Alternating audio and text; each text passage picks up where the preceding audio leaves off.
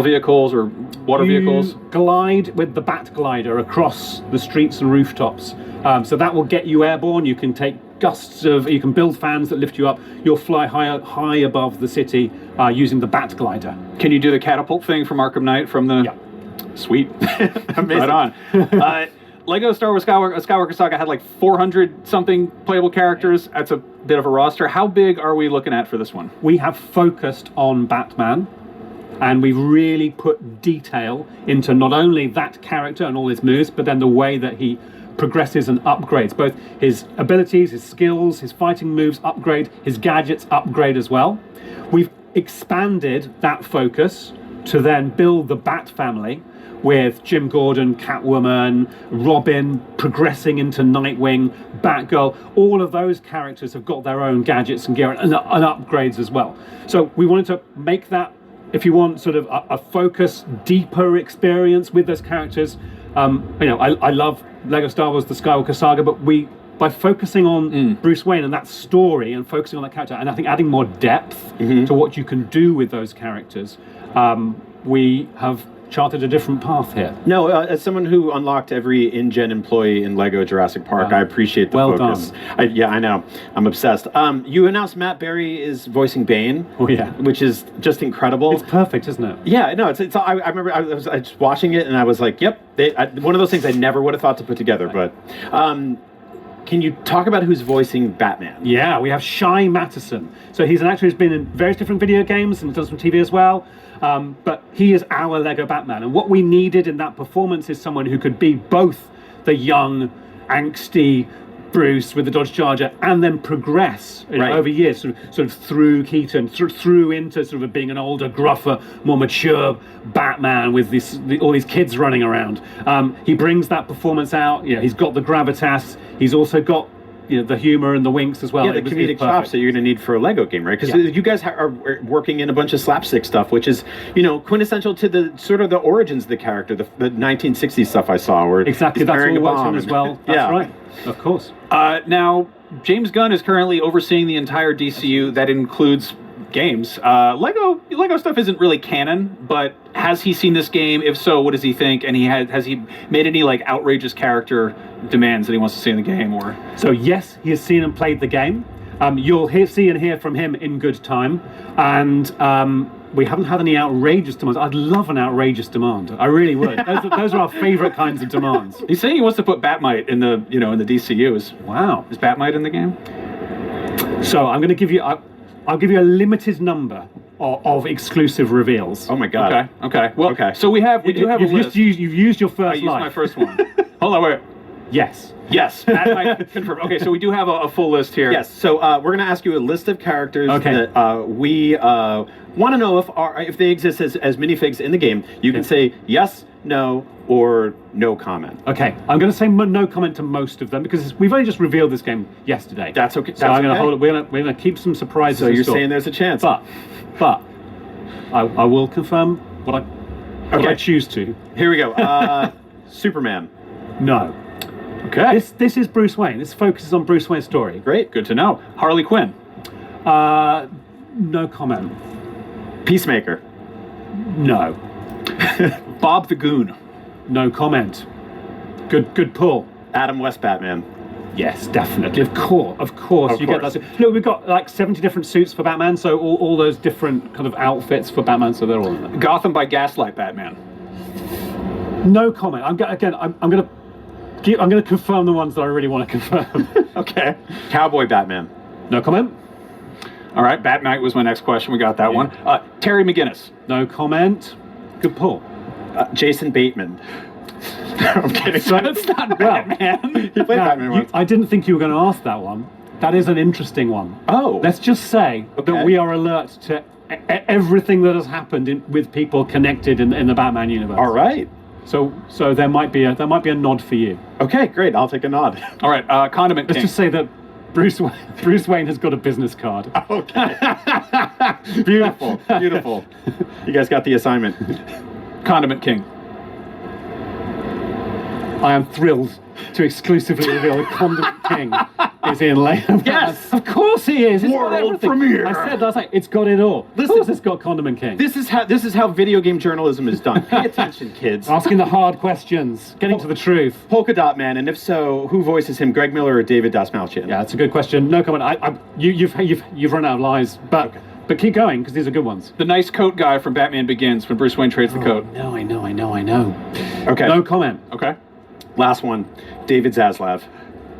No comment. All right. Well, thank you so much. Lego Batman Legacy of the Dark Knight is out in 2026. We cannot wait to play it. It's the game that we all need right now in our lives as Batman fans. Right, Max? Just not the one we deserve, because That's true. we've been very bad pestering you with just silly questions, but very much looking forward to it. We have lots more coverage coming out of Gamescom Studio right here on IGN. Welcome to the biggest gaming playground in the world, where 500,000 people come together to play, connect, and celebrate a... So what y'all think about that, man? That sounds a little bit crazy, don't it? Sounds a little bit wild, doesn't it? You gotta think about it, bro. Of all the games that they could have done with Batman, they chose to do Lego Batman, bro. You know, I would have bought that shit right now. If they said it dropped on the 19th, I would have bought that shit right now, bro. If they said it would have dropped on the 17th or 15th, and that it hasn't been getting any hit, bro, I would live stream that shit. Excuse me. Right now, bro. It's crazy, bro. They're giving a whole lot of attention to the wrong things, bro. Yes, Legos, man. Legos forever, bro. But come on, man. Let's give Batman the justice he deserved, bro. He fought Superman, bro. He's the only man who actually knows how to properly eliminate Superman. The only man who could do it if Superman were to ever come down with that real Kryptonian attitude, bro. Batman would be the guy to call. So let's go ahead and get back into this, bro. favorite RPG Gamescom epics on our website. Join the community and grab your loot. Now moving on to something that is very important to us. Our initiative Gamescom Cares. We want to shine a light on social and environmental responsibility. In order to reduce emissions, Gamescom runs on 100% renewable energy. Just as important, accessibility is key for us. Gamescom should be a safe, inclusive space for everyone. Speaking of inclusive spaces, the Gamescom City Festival is taking over the city with live music, awesome shows, and all kinds of fun. Did we mention? Entry to the City Festival is free for everyone. Welcome to the playground. Welcome to Gamescom. Metal Eden is a fast-paced, adrenaline-fueled sci-fi FPS from Rycon Games, the creators of Ruiner, and published by Deep Silver. Set in a dystopian future, players assume the role of Asuka, a hyper-unit deployed to the orbital city of Mobius on a mission to save humanity by recovering the citizens' cores. Harness your superior agility and acrobatic combat prowess to dash, grapple, and wall-run your way through hordes of enemies. Built in Unreal Engine 5, Metal Eden features 8 unique missions blending the high-octane combat of Doom and the futuristic parkour of Ghost Runner. A free demo is available now across all platforms, giving players access to the first 2 missions and first-hand experience of the game's fast-paced action. Metal Eden launches September 2nd, 2025 on Steam, PlayStation 5, and Xbox Series consoles. Let's take a look. Establishing connection. Core Ripper active. Hyper-unit is mission go. Give 'em hell, Hyper.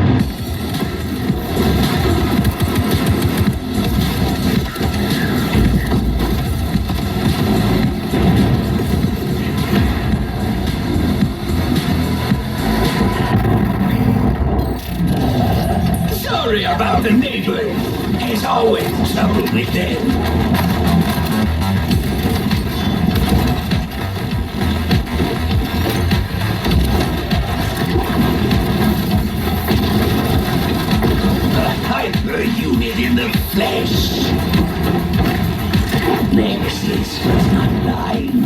you. You are built on the Phantom Core. That makes you basically immortal.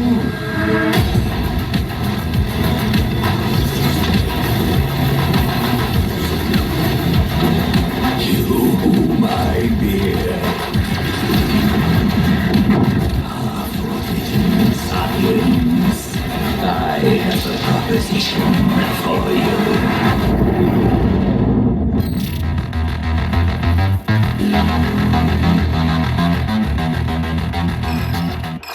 The average Cinefix movie list features nearly 100 different films and approximately 25 minutes worth of wall-to-wall deep dive analysis. To simulate that pace for this 30-second ad, we're featuring 26 different films, and before you say it, no, that math does not check out. We're not math people, we're movie people. We can't even count down from 10 without ending up at, like, 96. Subscribe to IGN Movies and TV for more Cinefix movie lists. Bad at math, great at movies. Can't find that final collectible you're missing?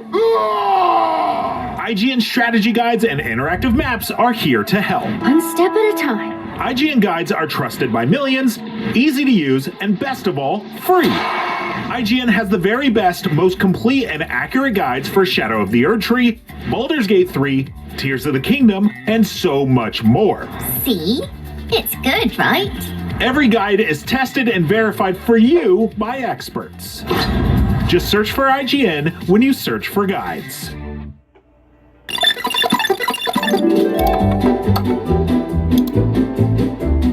IGN Plus is where your adventure begins. What are you selling? Plus is the place to get unlimited access to all the tools you need to beat your games. Here's what you need to know for bringing down Gloomspawn. Plus awesome exclusive discounts on IGN Store. Maybe this would tease open your money pouch. Plus ad-free browsing on IGN.com.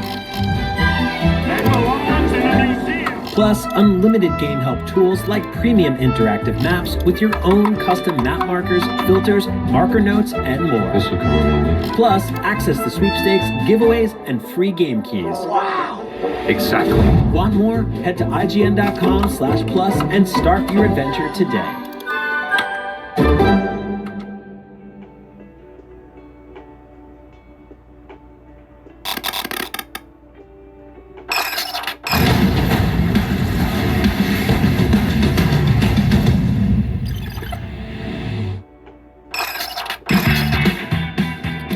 You're watching Gamescom Studio on IGN. Replaced is a gorgeous 2.5D action platformer that I've been excited about for years, and hopefully I don't have to wait too long to play it. Here to tell me all about Replaced is Igor Gritze. Hey, what's up, man? Thanks for having me, and hopefully we can have a meaningful interview right now. Yes, I'm excited. So, Replaced is like just a stunning looking video game. The 2.5D pixel art, there's all this great lighting and moody atmosphere and effects and stuff like that. How did you all settle on this art style? Because it's honestly, it's one of the most sort of striking looking games I've ever seen. Well, initially when we started like our first like tries to do this, it was like 2018 I think, and we thought to ourselves what we can do with our limited like capabilities. We cannot do like AAA and stuff, so let's try to do like a cinematic platformer. It should be good, it should be easier. Spoiler alert, it was not. It was you don't see like many of those games like Inside, maybe a Little Nightmares and stuff like this, but those are far in between, and this is for a reason, because like even if the game is fully 3D, it's really difficult to like compose everything in a cinematic way. But we have like, we shot ourselves in the leg with doing like all the pixel art, because to like, you know, do proper camera work, to do justice, so that you don't break the illusion of like sprites being 2D. It's a lot of work. Yura, who is our game director, he does lots of cinematography. He is a total movie freak. So basically he is like obnoxious regarding all of this stuff. He can spend hours like setting up the proper camera angle, like all the shadows, all the lighting. He also like conceptualized all the game, all the characters and stuff. So he's like our art director, he's game director. So Yeah, I would say that we did it on the Dark Souls mode here because we've incorporated 2D and it's even harder. So I mean, it's one of those games where it's like screenshots don't do it justice, right? Like screenshots are beautiful, but once I hate when I see it on YouTube because YouTube compression, it hates pixel art and usually it just like smashes everything. And whenever I look, like last year on IGN we also had like a gameplay, how to say it, like showcase. Yeah. And basically I looked at, man, half of the art is like smeared because of YouTube compression. Right. And right. I'm like, whenever you see it live, it looks so much better. And yeah. I just love how sort of like detailed and lived in the world looks. I mean, like, if you had just been like, oh, we're going to make sort of something that's evocative of like a 16-bit Super Nintendo platformer, right? Or an old Genesis game or something. Yeah. You could have just stopped with like a couple of, planes of scrolling, but you have dynamic camera work coming in. You've got all these details, all this, scratched up sort of used future effect. So I want to talk a little bit about the setting. This is taking place in like an alternate 1980s America, yeah. right? Basically what in our world, everything revolves around biotransplantation and bioengineering. Everything went horribly wrong in America in the 40s, where basically instead of bombing Japan, America bombed itself. Oh wow! And this gave a huge push towards like transplantation and healthcare and stuff. But like in all like cyberpunk stories, everything goes like everything great. To crap like really fast. So initially like donorship was like very honorable and very like it gave you great like rewards like money and stuff. But later down the line it became more and more dystopian. And eventually, like there appeared a whole like category of people called disposals. Basically, corporation took their organs, removed it from them, and just disposed of them and threw them outside of the city. We have like main location, which is Phoenix City. It's surrounded by a wall. Inside of Phoenix City, like upper class citizens live, but whenever like corporation get to you, they take your organ and they dispose of you. So basically, you play as Reach, who is like an AI trapped in the body of his creator, and basically Reach is he's the root of the problem. He's an AI whose main goal is to find best donors and best recipients. So you kind of started like as a very questionable entity, but whole game is about AI realizing like what it's like to be a human. Right. So initially it's like, oh my god, I'm inside of a body, I'm mortal right now, so I want to get back to my digital self. But it's like quite a challenge because corporation doesn't give a damn who you are. They just wanted to like put it under the rug and dispose of you. So this is where all the story happens. And overall, it's we try to answer a question what it's like to be human.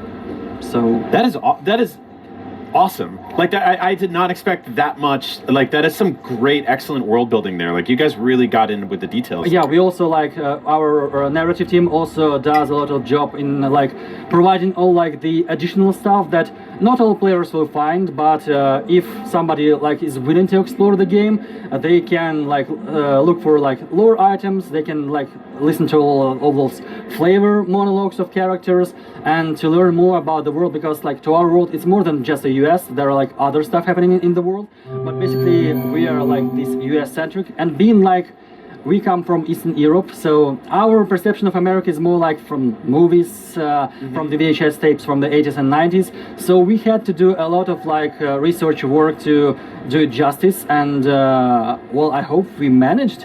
And yeah, if players want to learn more, they can learn more. Of course, we don't push it down their throats. Yeah, but it's there if they want it. That's. Oh, I'm keeping track. Y'all keeping track? Make sure y'all keep track. Write these things down. I got my little ass notebook right here, and whatever I like, I jot it down. I jot that motherfucking down, and I'm about to make a couple purchases. I'm just trying to let you know. So let's get back into this. Let's pay attention. Jot it down. I think it was 1 year since the release of Blade Runner 2049. Yeah. So it was an amazing movie. We are big fans of this as well as the original movie. Yeah. Also, there was like a much lesser known movie by, I think it's Australian company called Upgrade. It's about like also about an AI trapped inside a human body. Yeah, I've seen Upgrade. I love it. Yeah, and also it's an inspiration for our combat system because of how our character moves in a sort of like unnatural way to a human, because he can pass human body's limits, and that's why basically he's like that. In terms of games, our holy bible I think is Inside from Playdead, because it's like a top-notch cinematic platformer, even though their story is not so like spoken. It's more like a minimalistic, but it's like a textbook for how you should build it. But as well, like as we learned ourselves, it's very, very difficult and very expensive to make this kind of game. And of course, like visual style, there is an elephant in the room. This is like we were heavily inspired by The Last Night. Yeah. They have like a gorgeous art style. It heavily inspired us, and we thought that this is a really great look. This is a really great take on this retro stuff. So we tried to do it our own, and during the game development, I think we've reimagined our art style several times. It's less noticeable for people from the outside, but basically there were a lot of problems that we had to resolve. But I think most likely for us, it's those cinematic platformers, as well as like the legacy platformers, like in Flashback or Another World. Yeah, but unfortunately those wouldn't work today because of their nature, and players today, they expect a bit of different styles. A little bit quicker, yeah. Yeah, so we try to incorporate stuff like combat system, which was heavily inspired by Batman Arkham series. We try to incorporate it in 2D, which is like... I like that a lot. So I was going to ask you about the combat, because I can see the sort of like the magnetism that the protagonist has towards the enemies and snapping from thing to thing. You've got this Blade Runner style pistol, right? Yeah. And it looks like it's got a meter that charges up. It's basically both a pistol and a police baton. So it has like a kinetic energy like generator inside. So whenever you beat the crap out of enemies, you also charge the gun. But you cannot overuse it. So you have to shoot once a while. And this was also one of the main plot devices for the story, like the gun, and the thing that actually Reach can possess this gun, because it has a biosensor which is locked door, and only police officers and Phoenix Corporation can use it. So this is a major plot device, but those are spoilers, so this is one at a time. It's cool. I really appreciate, you mentioned earlier some of the camera work. You get to see it a lot during the combat, right? It's there was a scene in one of the clips I watched from you guys where the protagonist gets hit, the camera spins completely upside down. It's just like that sort of dynamic stuff that you wouldn't necessarily expect from like a classic 16-bit platformer. Did you guys get to experiment with here? Yes, and basically this is one of our main like selling points, but as well this is our curse, because we have no but don't quote me on that, camera cuts in the game. So basically everything has to be seamless. So the transition from gameplay to cutscene and stuff. So basically this is where a lot of things can break immersion. So it takes a lot of effort to do the proper camera work, do the proper like setup for this, and it's a lot of trial and error. And because like it's not like a traditional movie, but it's not like a very traditional video game itself. So we have nobody to ask about that, so we have to experiment with that. And sometimes we can like borrow stuff from other great minds in the industry, but there is a lot of experimentation involved. You guys have been working on this game for a long time. There was obviously some skepticism when we're so used to now, like modern gamers, we're like, a game gets announced and we wait years and years and years to find out more. What were like, I guess, some of the challenges that you faced getting to where you are in development now? Well, initially I would say that during first several years of development, it was mostly like a prototyping and exploring the opportunity. I think serious development started somewhere like in 2020. And after that, there were a lot of challenges, like you name it, that we have to understand what it's like to run our own company. This is like our first personal project.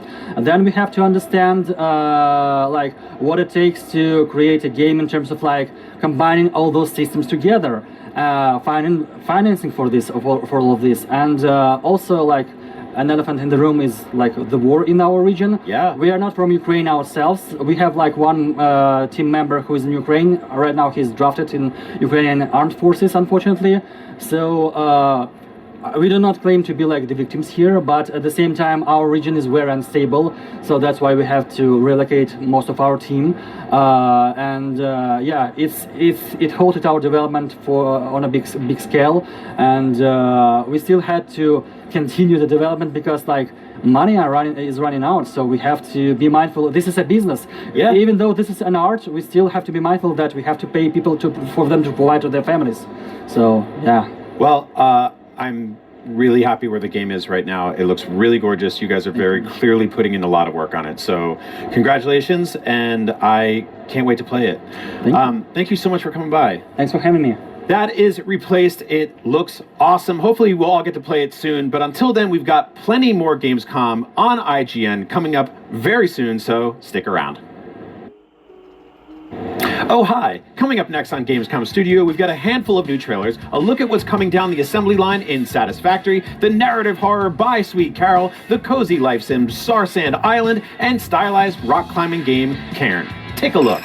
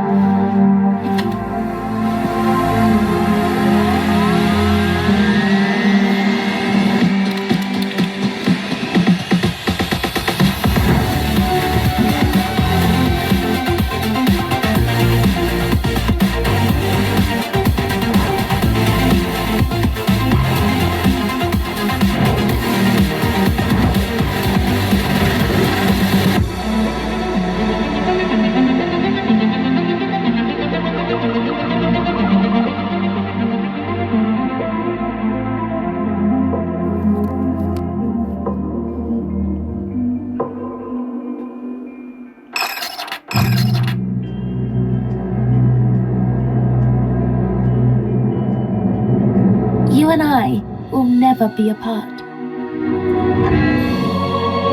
Where did this letter come from? That would only confirm the other girl's suspicions about Miss Carroll's potential elopement. But don't you understand, Miss Hinman? If that was the case, what would be the point of burning this letter? It's already been several weeks since Carol left. And then that mysterious boy. A princess. Really want to stop time.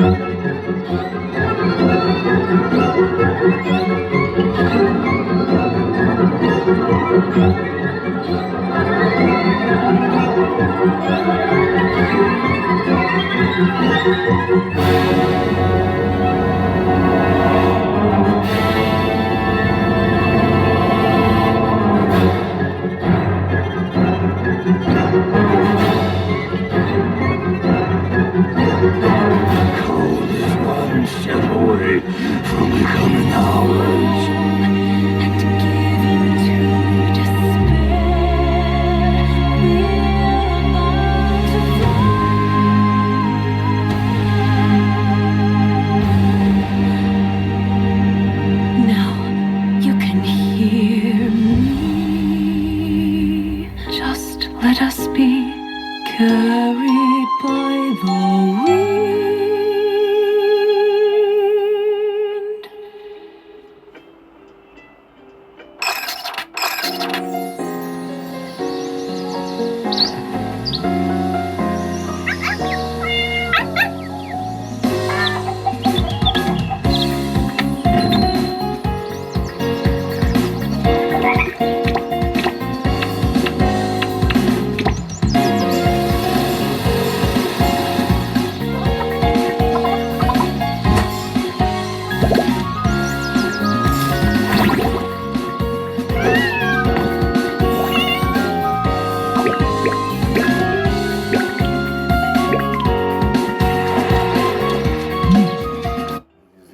Crossing update. I'm not an Animal Crossing player.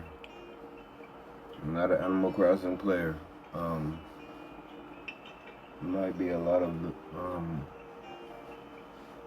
you that are Animal Crossing players, but I am not.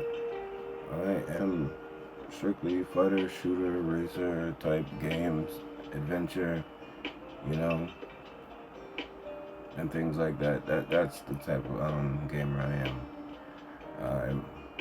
I've never been typed to be a Roblox player or a Animal Crossing player, or I wanted to try a farm simulator, but I never really got into it. I never got down to it. It's more of the action games that I like to get into. So if this is what you like, Animal Crossing, man, it's a new one. Get ready for the name. It's about to pop up near the end.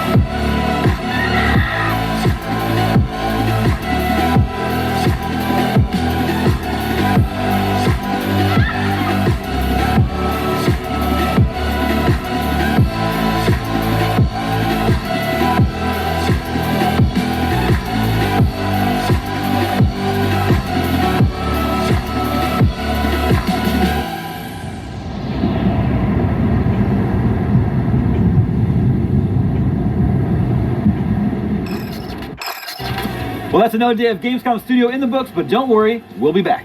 Join us tomorrow for the Gamescom award show, where we'll be celebrating the best games of the show, giving out some trophies to developers and giving out a whole lot of merch to the crowd. So if you're here at Gamescom, come join us in Hall 7. You just keep an eye out for the giant Gamescom robot and the ripped Italian guy who's like suplexing Yoshis on the stage. You can't miss it. Speaking of things that can't be missed, on Saturday we'll be back with more new gameplay trailers and developer interviews. You can expect to see Dying Light, The Beast, Silent Hill F, High on Life 2, just to name a couple. And remember, if anything you see here on Gamescom Studio gets your attention, be sure to wishlist it on the official Gamescom Steam event. While we've got you, we wanted to shout out Playing for the Planet. It's an alliance of game studios, publishers, and industry organizations facilitated by the United Nations Environmental Program. The alliance supports its members, reducing their carbon footprint, and inspires players around the world to do their part for the planet.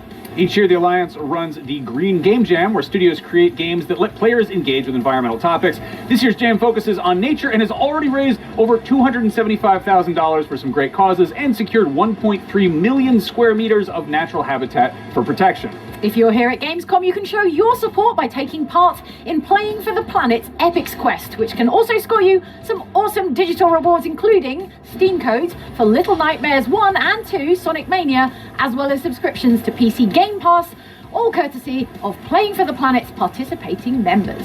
If you're watching from home, you can help by participating in the All In for Nature campaign. Find out more by heading to playingfortheplanet.org or scanning the on-screen QR code. And now from all of us to all of you, thanks for watching. We'll see you tomorrow.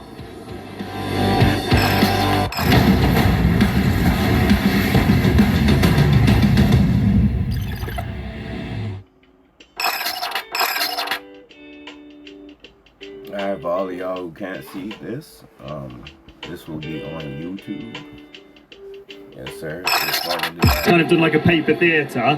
There's kind of numbers hidden within those stages. Just follow the on the main page. And just go to channel, the main channel. And after you go to the main channel, you should be able to see it. Through the links that I have on the main channel on the page.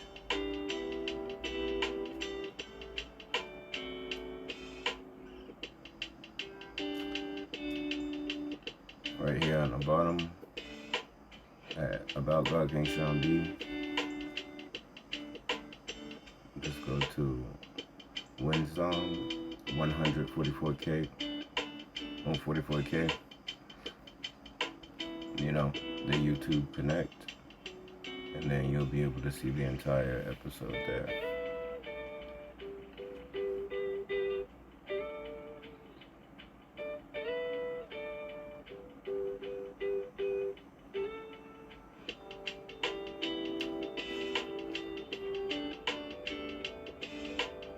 And you'll be able to check it out right there.